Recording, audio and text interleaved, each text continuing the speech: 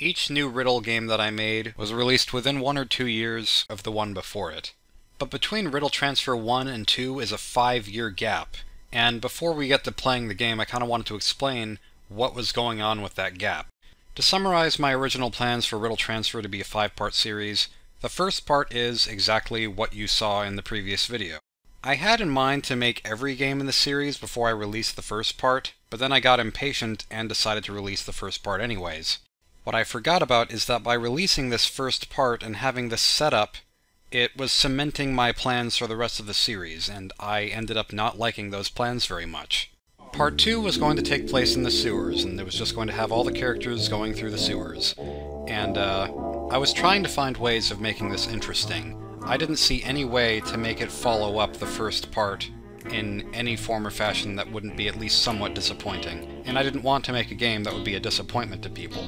The only real idea that I had was maybe you could play as more than just Phil, you could play as the other characters, but there wasn't really a reason to do that. It just made the gameplay more inefficient in my opinion, so I didn't end up doing that. And I spent a very long time just trying to think of anything to make it better than the previous game and could come up with nothing. So I started over with a new idea for a second game, which was to play as Diz, who had just escaped in the previous game, and then I had in mind that he would get captured, or recaptured that is, and thrown into a little prison cell underground. And by doing this, it would basically become the same exact plot as the first Riddle Transfer, just in a different setting, and with a different character, and that seemed a little bit redundant to me.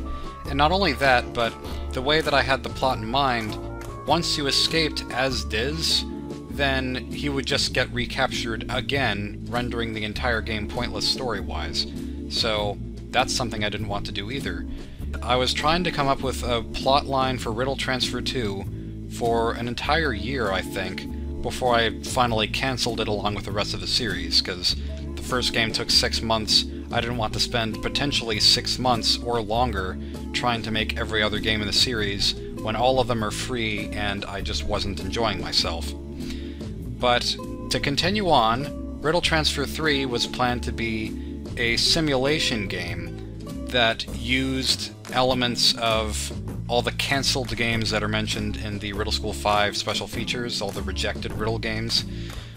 So it was going to have like Riddle Company, Riddle Manor, Riddle Mansion, but I didn't like any of those games to begin with, and I was really only trying to make a game out of those abandoned ideas to please fans. That was just a really bad idea all around, and it made no sense. At the end of Riddle Transfer 3, there was going to be this character introduced named Shaw DeLotte, which was going to be an anagram for slow death, which didn't have any relevance, but it would be interesting. And with him was going to be revealed that Viz was alive. Wait a minute, how does that work? Because in Riddle School 5, Viz very clearly died, and it was impossible for him to come back. So how is he back? Well, the idea was that with his reveal, something would seem a little bit off, like maybe he wouldn't have all 4 of his arms for some reason, and they would try to have an explanation for that, or he would have all 4 of his arms, but 2 of them would be limp, or something along those lines. Maybe he wouldn't have the stitches on his mouth. But then after that, like after the characters get a brief glimpse of this Viz character who is actually Diz, but the Zone 5.1 people made it to where he was brainwashed and he looked like Viz for some reason. It didn't actually have any purpose. They throw the characters into what was going to be Riddle Transfer 4, a prison school. Basically just a school with some prison security, and it wasn't actually going to be a school, it was going to be more like a dungeon, and so it was going to be really dingy. And I think the idea with that one was that all 4 of the characters would be in different classrooms, and then you would try to play as all of them to escape from their individual rooms before trying to escape the building. And then Shaw DeLotte would be the headmaster of the building, and then you'd find a way to stop him, but only temporarily. And I kind of liked the idea for that game, but not enough to go through with it. It ended up kind of playing into what Riddle Transfer 2 ended up being, which is a school that's been taken over by different security. But once they finally escaped this prison school, as I called it, there was going to be a Riddle Transfer 5, which was this indoor playground. And it was going to be this fancy-ish place with lots of stuff going on. and that was going to be the game that uses a tune called Laser Tears of Science. I didn't really have puzzle ideas for any of the games in the series. I was just hoping that I would kind of come up with them as I went along, which was not a very good plan on my part. And the one puzzle that I had in mind for Riddle Transfer 5 was for there to be this big slide, and you would find some tinfoil and use the tinfoil on the slide so that whenever you go down it, you would have less friction and slide right over a gap, just like fly over it. That would have been a little bit cryptic if I didn't drop a lot of hints for it, but it was a kind of fun idea. I just didn't really want to make an entire series just to get to that point, to do that one simple little puzzle. Then, in the end, you would discover Shaw Delot's plans to take Zack, and he has his new burning genes instead of his freezing genes from before, and he would make his own death ray, and the death ray would burn the Earth. That was Shaw Delot's plan all along, for some reason. Like, maybe it was for science, I don't know, but there was no motivation behind it at all. The idea that I had for a climax was there would be this lava pit, a lot like the one in Riddle School 4, and then Phil would be thrown down into this lava pit, and he wouldn't die, he would just get very close to the bottom and then grab onto something, and then his friends would save him by doing these different puzzles. And in the end, when Diz is revealed to be Diz and not Viz, then save Phil himself as redemption for ditching everyone in the first game. Then I think Shaw Delot would try to reach for Phil and then end up falling in the lava himself or something. I think that was kind of the purpose there. My idea for an ending was that Diz would finally fly back off into space, the kids would return home, and they would live their lives going through school again with no regrets, and Phil finally gets to college and everything is fine. And that's the part that I really wanted to make the most, but I didn't want to make a really substanceless, repetitive fan service series to get to that point. I was pretty much certain that I wasn't going to use these plans, so I revealed them on Newgrounds at the same time that I cancelled the series. I just had them kind of jointed into two different posts, the cancellation post and the post about all the discarded plans. And I figured if people knew that the series was cancelled, then they would stop asking for it. But that wasn't the case. People always asked for more. And eventually I got so fed up with it that, kind of on a whim, I deleted all of my files on my computer for Riddle School 1 through 5 and Riddle Transfer. And I think technically I might still have those files on some distant hard drive, but it's so far gone that I don't think I'll ever see it again. It's weird because I still kind of wanted to finish the story and wrap up the cliffhanger, but I wanted it less and less and less the more that people begged for it. I deleted those files because of the vocal minority of my fans who felt like I needed to make something for them instead of for myself. After that, I kind of wanted to distance myself from the Riddle School series as much as possible, and that kind of coincided with how I wanted to change my name from John Bro to something else anyway, so I just associated Riddle School with John Bro and left it behind while switching to this new Jonochrome name. And basically said, that's in a past life, I'm done with it now. But at the same time, I always kept using my John Bro Newgrounds account to respond to messages that I might have received about Riddle School, because I had this sort of lingering feeling that maybe I need to come back to it, like I had some unfinished business on Newgrounds to take care of, because there was that cliffhanger hanging over me.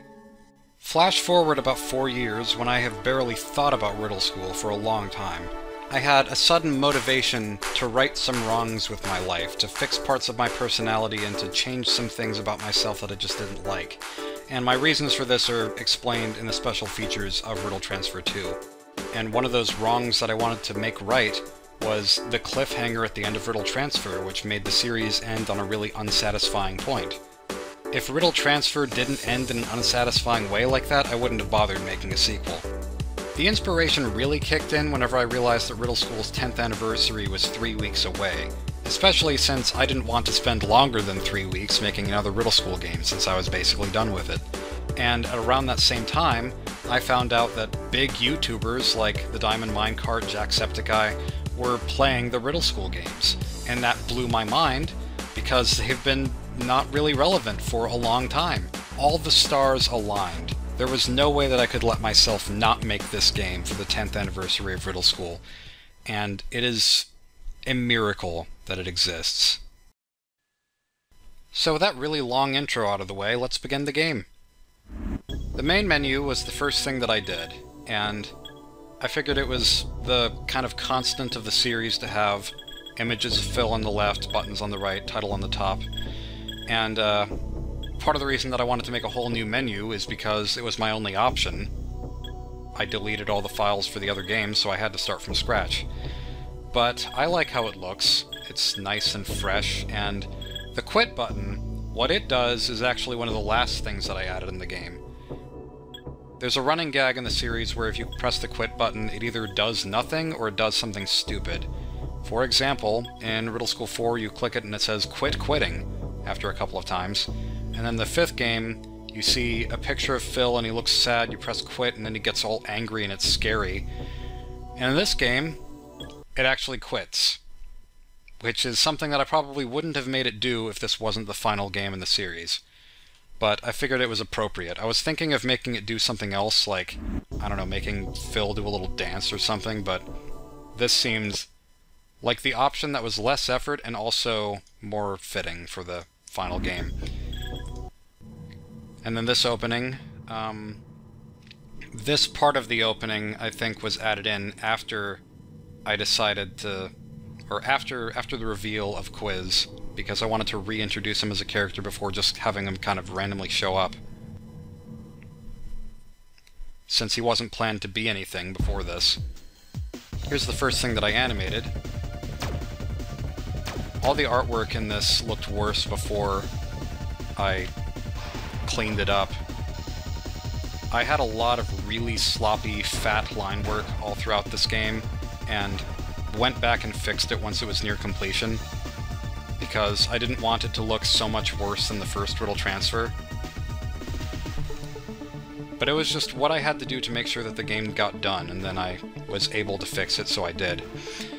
In the audio commentary of Toy Story 3, whenever I first saw that, the director's commentary, director Lee Unkrich described the beginning of Toy Story 3 as kind of like a kickoff point, where it doesn't take so long to get into this big backstory and slowly ease into the movie. It just starts off with a bang because people have been waiting on that movie for 10 years, so they might as well just have it start right away. And I kind of wanted to do something like that with this game, because people have been waiting on it for 5 years. It might as well start with a bang, so I had the guards chase the kids. And it also works because my original plan was for the kids to be in the sewers and just kind of wander through them, but it didn't make sense that the guards wouldn't come in after them. They weren't that stupid to not follow them into the manhole. Also, this dog, the first or second draft of Riddle Transfer 2 from years ago, there was going to be a dog that looked just like this, that was going to be the size of Chubb, holding up a sign that said woof, and that was going to be part of a puzzle. And this woof puzzle was based on a message that I received from someone named Abby Drew on Newgrounds. I don't remember what the message was, but I really wanted to use this idea for a puzzle of woof being 4003 whenever you look at it sideways. The woof was going to be on the wall, and it actually was at first, but that was too cryptic, so I made it its own piece of paper. And the coordinates here, the Riddle elementary coordinates of 39 and -77, are roughly the coordinates of the White House. So that's just a fun detail. Wait. There we go. And -77. This portal is just the same rainbow background as the main menu's background. I wanted the game to take place in Riddle Elementary School because it always kind of interested me to make sort of an Ocarina of Time Master Quest version of a game that I've already made. And I didn't want to just make another Riddle School 1, like a remake of it, for no good reason. I wanted there to be something to make it significant story-wise, so... And I also, like, One of the reasons that I never made Riddle School 4 into a full game is because I didn't want to make another game that just takes place in a normal school where all you do is escape. And the reason that I was able to make this is because it isn't just a normal school. Something changes it. Also, there's Phil's line of a decade of school. Thought it would be interesting to come back and give characters who never had dialogue some dialogue. So Miss Coffee has some. Richie didn't have much, but now he has more. And then Chub also never had much dialogue, but... Oh, and I remember wanting for the longest time for the kids to come back into the class and use "we got abducted by aliens" as an excuse for why they were absent. So I finally got to do that here, and it was really satisfying to get to use that terrible joke, but it was just too fitting.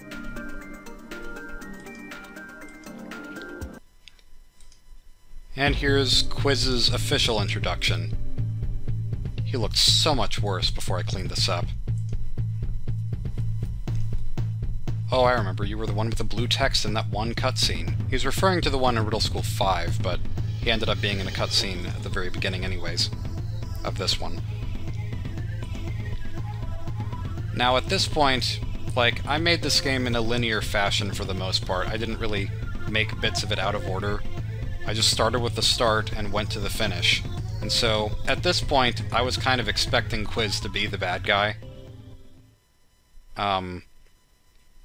Even though he's really not that threatening of a bad guy. But at the time I didn't really care. I just wanted to make this, like, an interesting game. And so, whatever I could do to make the Riddle School 1 layout with different puzzles is what I did. And this puzzle with the green backpack and the paper bag was going to be for the Riddle Retold game that I was going to make a long time ago. The remake with no purpose. And that was going to involve Mr. Calm being on his behind his desk. You were going to be here, and the way that you would escape the room is you would just make a decoy of yourself and set it in your desk, because he wouldn't let you leave. You have to be in your chair. But if he sees you in your chair, you might as well leave. And so I just changed that a little bit to make it a scanning system that detects whether or not you're in the seat, and it works well enough.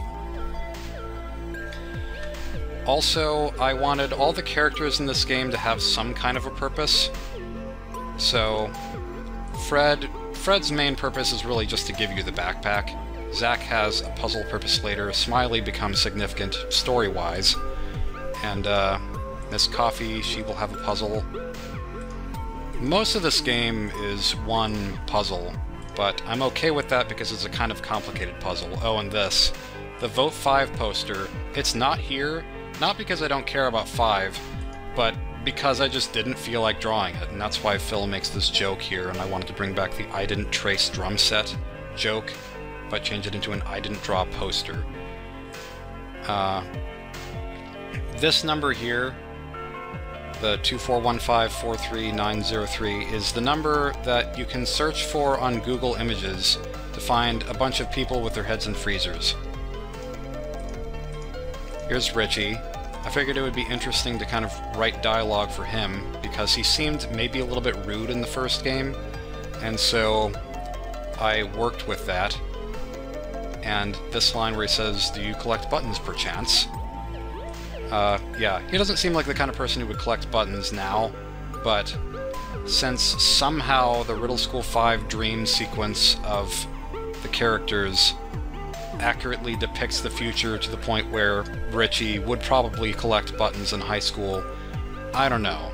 Like, this series has never made total sense to me, and I kind of decided to embrace that it doesn't make total sense in this one, and also that it's kind of cliché.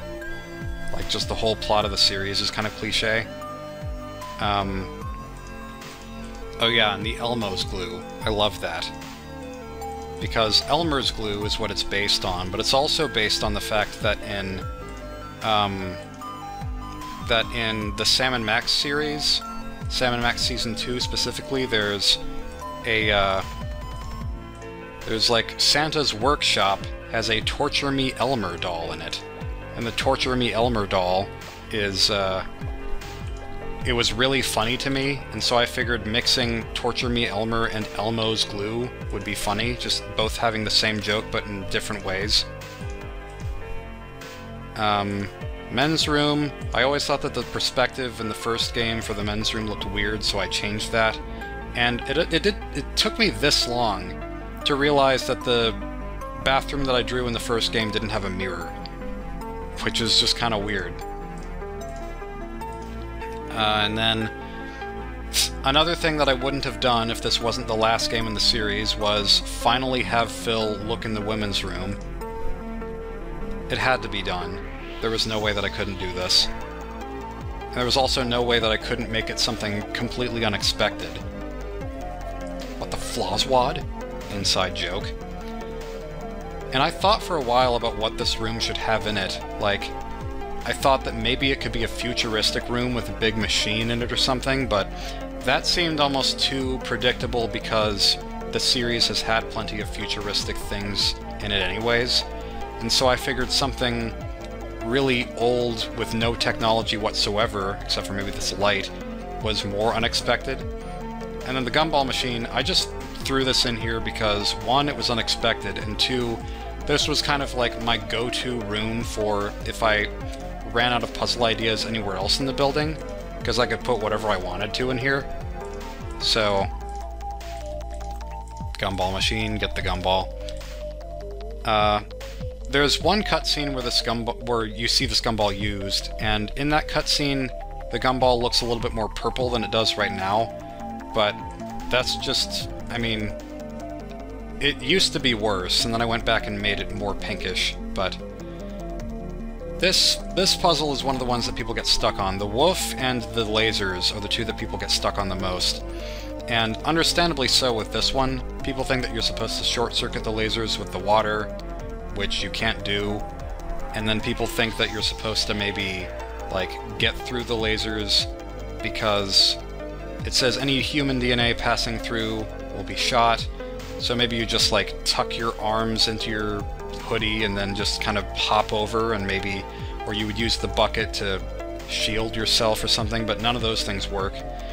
And what you're supposed to do is look in your inventory for the one thing with human DNA, and use that to get the gun to shoot its own power source. And this was a puzzle idea that I had more or less for the second draft of Riddle Transfer, when it was going to be Diz escaping his own prison cell. That, if you look at the old screenshot for that game, it has the same kinds of lasers. And I think the puzzle was going to be that you would find a shard of a mirror and use it to get the gun to reflect on itself, to try to shoot itself, but that didn't make total sense. Here's Chubb. I started feeling bad for all the fat jokes in this series once I realized that fat shaming is a thing that exists in real life, and I decided to kind of make up for that by making Chubb enjoy fat jokes. Like, he's totally cool with them. And that also makes sense with his mother being like, if Phil talks to Mrs. Munch in Riddle School 3, and he says, "You're fatter than the sun," she says, "I can live with that." It just runs in the family, I guess. And Mr. Munch, like, Mr. Munch is evil in Riddle School 4, but that's not really Mr. Munch. That's like an altered version of him. And his real personality is probably just fine. So, talk to Chubb, and then the dollar that you gave him in Riddle School 1 comes back. Thought that would be kind of cool to do.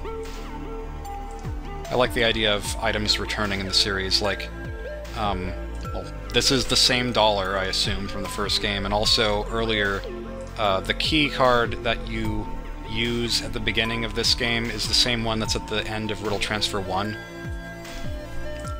If you click on this smiley smudge, the famous or infamous smiley smudge, it reveals that Smiley was okay with it, and Phil probably didn't need to get in trouble and go to that class in the first place. Cookie Machine is still broken. Considered doing something with it, but nah. Yeah, it looks a little bit more purple here than pink, but I'm not going to change it again. I already changed it once.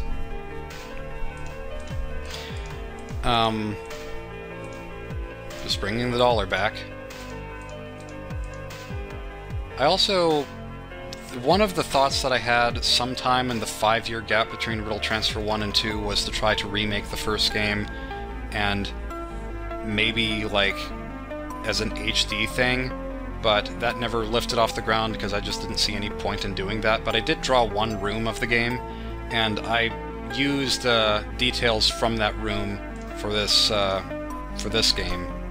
So, like, these windows are not new drawings, they're pretty old actually, but I decided that that and, like, the wall texture just brought those back. Okay, moving on to this creature. I just drew this creature knowing that I kind of wanted to have some sort of puzzle where you mislead him into putting eye drops in his eyes that are harmful to his eyes. And once I drew this character, later I decided to give him the name Nitwit, which is the same name as the person in Riddle School 5 who writes the note about Oswald needing live meat.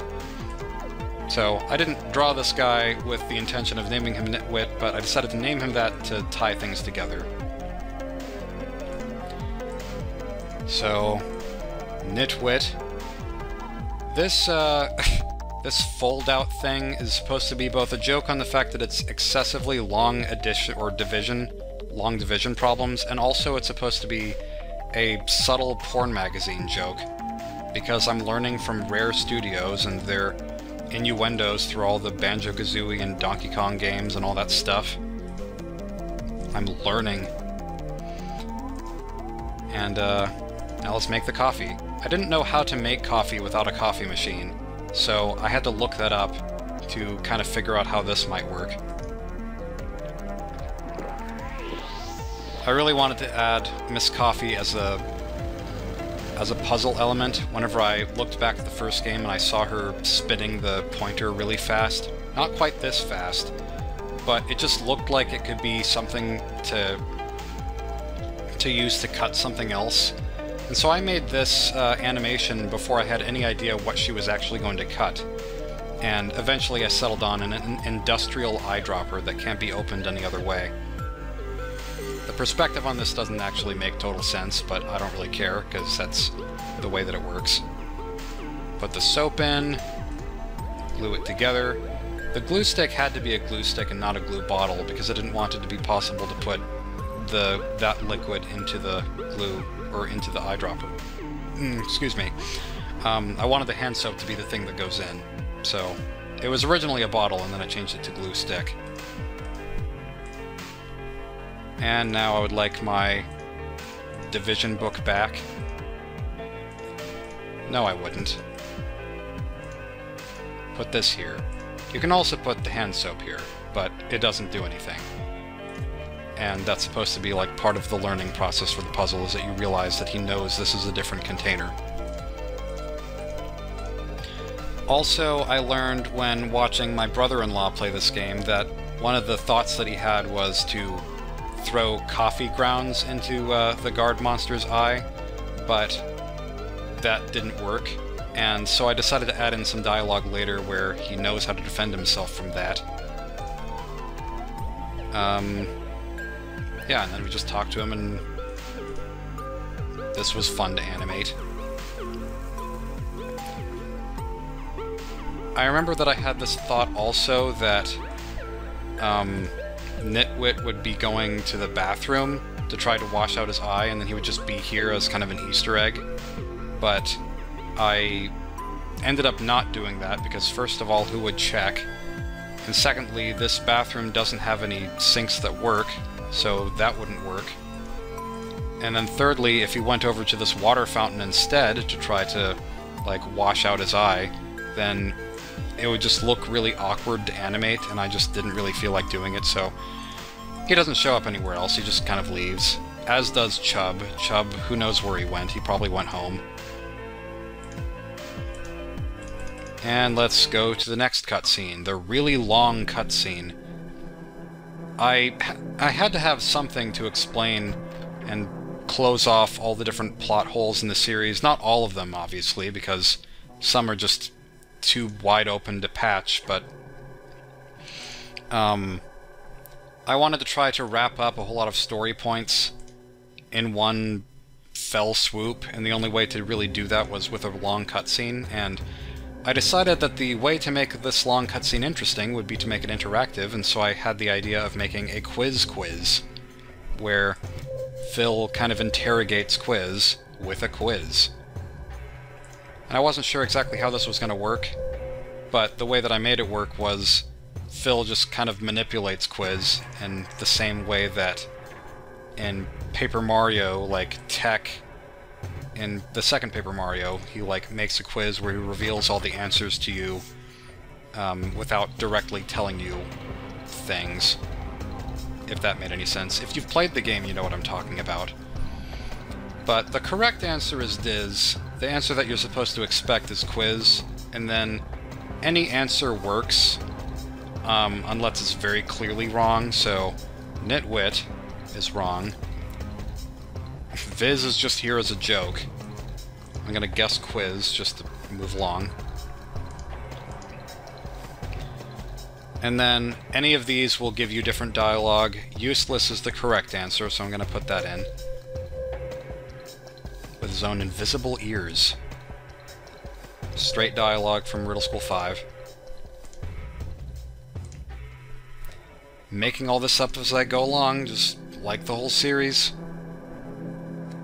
Correct answer is just one. And Quiz says it's him, but it's not. You'll fail this quiz faster than your buddy Diz left you behind to die. Now, this was playing off of the whole... Everyone was expecting Diz... Or once everyone thought that Diz was evil, kind of, or at least a big jerk at the end of Riddle Transfer 1, and they didn't care what happened to him, I decided that maybe playing that off as not actually that big of a deal would be a nice way of kind of casting suspicion away from him in this game. I don't know. And I didn't know how to make this question work, aside from having Quiz just be really incompetent with his answers. So that's what I did.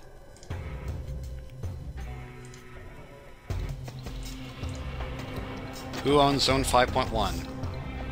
Quiz just gives up at this point, and then I was really happy with this. I guess this quiz just became fill in the blank. Really happy with that line. It's not much, but it's something that I just found clever once I thought of it. And here's the long explanation. Viz is dead. Diz rises the top command. Quiz is useless, so he doesn't inherit the top spot. But he wants this, he wants the top spot. And it's not that Quiz is evil, he's just misunderstood. He has this idea of wanting to be a leader, and then he doesn't know what being a leader means. And it's not that he wants to be a bad guy, or that he even wants to be a good guy necessarily, he just doesn't have any other concept of what it means. Also, this says there must have been years of studies done for the project to determine Earth to be evil. Another thing that I just kind of retconned out of nowhere, because it's implied in Riddle School 5 that all the Vision project ever did to determine Earth to be evil was set a time bomb outside of the elementary school, and then Phil walks out, and then they say, "Oh, it's evil!" and then they go and try to kill the whole planet. But that, in order for this story to work, I figured that Zone 5.1 being owned by Vision and being the first part of a really long process that determined Earth to be evil made more sense. And I also felt like maybe Phil escaping school was just kind of the straw that broke the camel's back, instead of just being the only deciding factor. This is where Quiz has his own realizations about himself. I remember whenever I was considering Quiz to be straight up evil when making this, there was going to be some back and forth between him and Phil, where Phil says, "Let my friends free," and he says, "What good is school anyway? Didn't you used to hate it?" And then Quiz says, "Well, I don't," or no, Phil says, "Well, I don't hate it anymore." I don't know. It might have worked, but I prefer how this works now.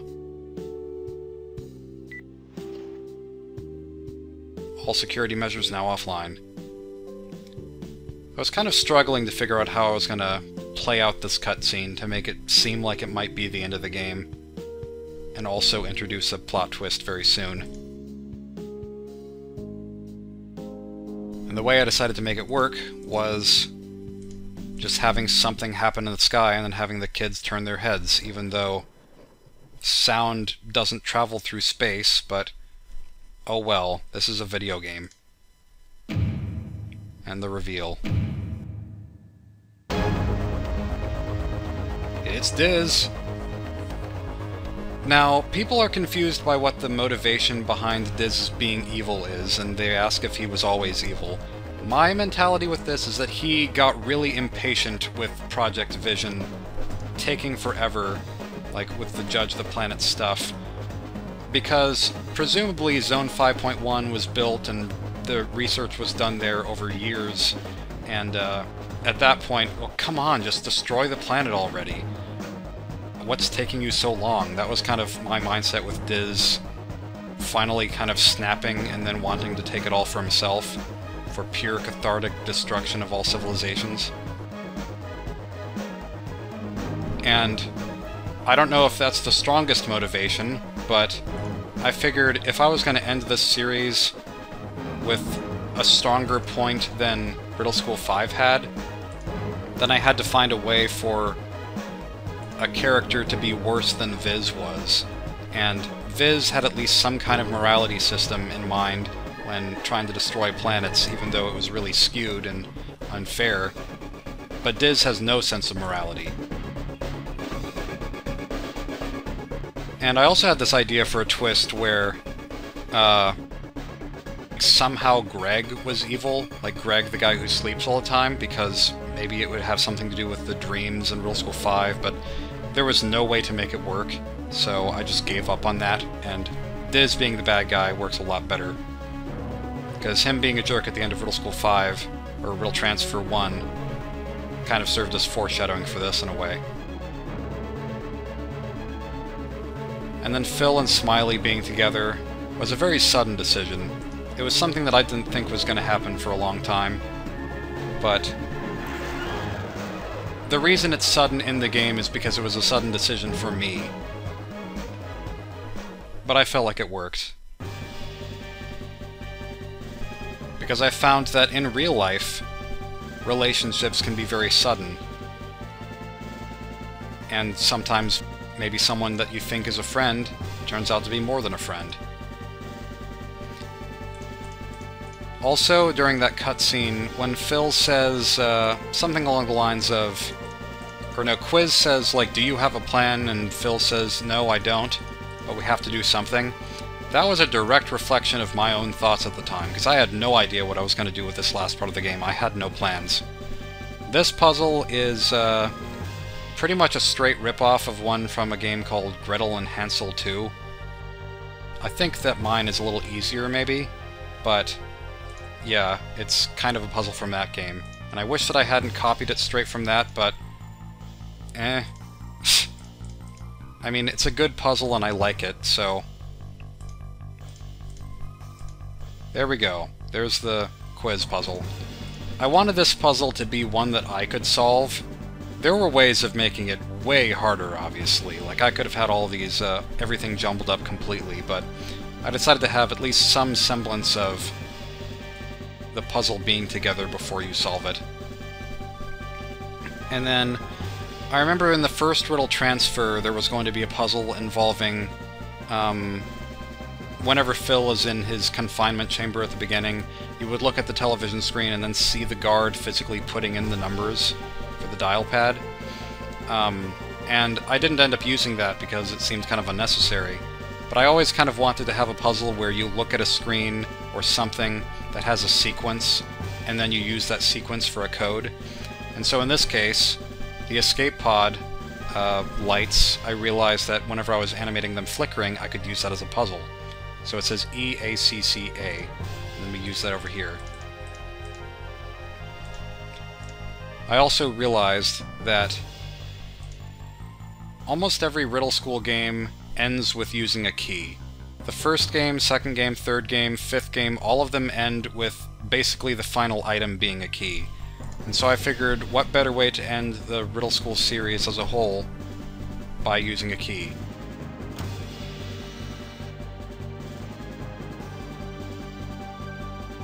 I was going to have some kind of ammunition in this ship originally, and I was going to have some kind of puzzle involving keeping the Vision ship at bay, but this seemed like a much more logical choice whenever I had this idea. And it was a really big debate for me at first as to whether Quiz should hit the self-destruct button first or say take the escape pod first. I went with this first because once he touches the escape button and presses it down, that's a commitment. Like, he knows what's going to happen next, and there's no way for him to back out of it then. This is Quiz's sacrifice, his redemption for thinking of being evil. And it only made sense to me for him to go out this way, and for him to go out at all, because this was the way to ensure that all possibilities of Vision coming back were completely erased. And so Quiz and Viz and Diz are all three completely dead, and there's really no chance of them coming back.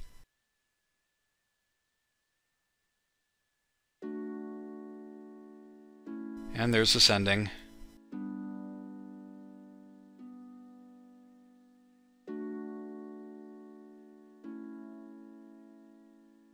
There's really no words for this.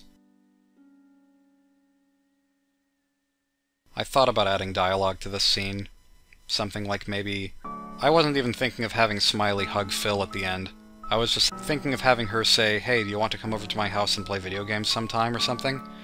And then Phil would smile.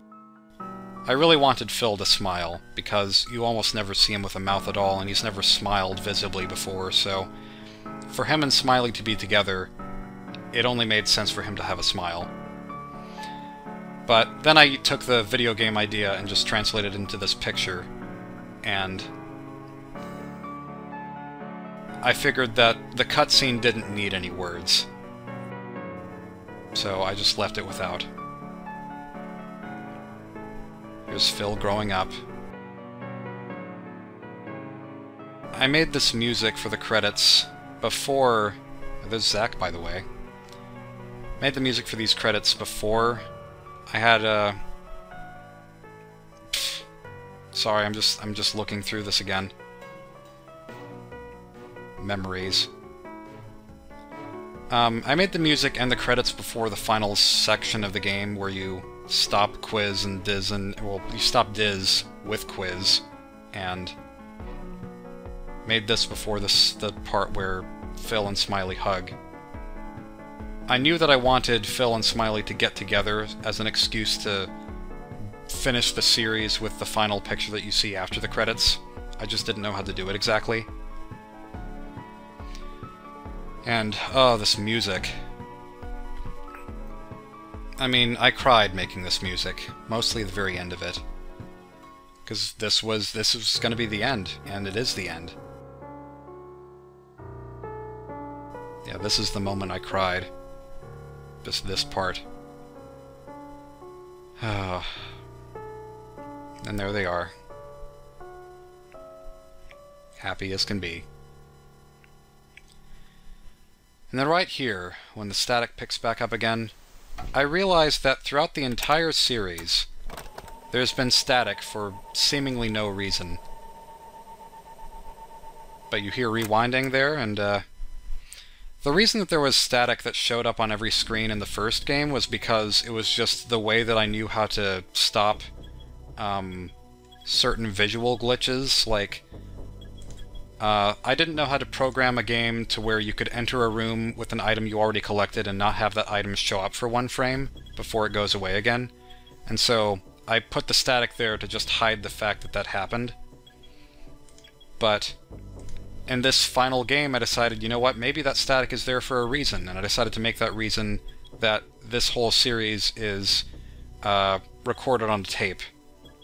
and then you hear the rewinding like it's a VHS tape. And it's not actually necessarily a tape, but it's at least a way of tying everything together. So, that's it. I feel in my heart that this is the place to end the whole series. And part of my reason for saying that is Phil's story is kind of my own, and when Phil in the first game was, this brash student who he made snarky comments and got away with it, and that was basically his character, that was who I was at the time when I made that game, basically. I was trying to be that kind of person. And now I want to be a better person than that. I want to be a person who maybe is humorous with snarky comments, but for the most part tries to be positive and has a better impact on people, and just... I feel like I'm a different person now than I was, and I wanted Phil to reflect that with his character, since Phil is kind of a self-insert for me. And with the end of Phil's story in this game, with him growing old, that's also kind of like me saying that I'm ready to be over with this series. Like, he's old now, he's had his life, it's time to move on.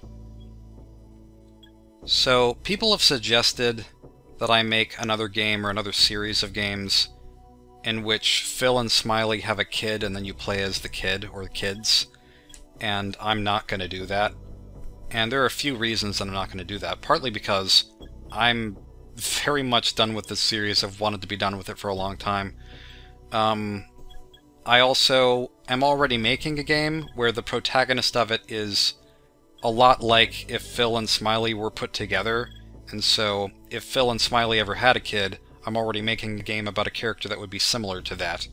And it's not a Riddle School game in any way, but I feel like if people enjoy those characters, they'll enjoy this character that I already have. And also, I kind of feel like if Riddle School and if Phil is kind of like a representation of me and my story, then Phil's children should be represented by the children of the series, and that would be the fans of the series. So, in other words, if you want to see a game with Phil and Smiley's kids, that's up to the fans now. It's their game to make. It's up to your imaginations to see where the series could go. Because in my heart, I really feel like this is the definitive place for the series to end. It's the end of my story, and Phil's story, and now it's your story. But I don't see this as a bad thing, because ultimately I have to make what I want to see in the world, and I feel like that should be anyone's goal. I don't see this as the end of my game development, because I always want to make new games, and the spirit of Riddle School will live on no matter what, whether it be in fan games or just in the style of humor and puzzles that I have in future projects. It might be bittersweet, but the series will have its legacy. So thank you all very much for watching, and I will see you in whatever is next.